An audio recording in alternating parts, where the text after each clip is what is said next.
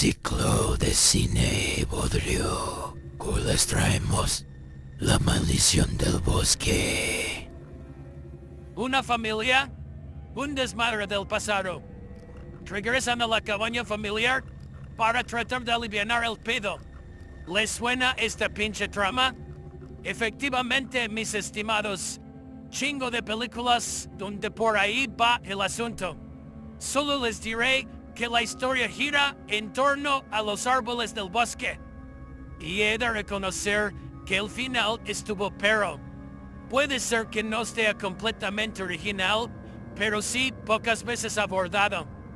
Una fortuna haberla visto en su idioma de origen, eso le da un punto más.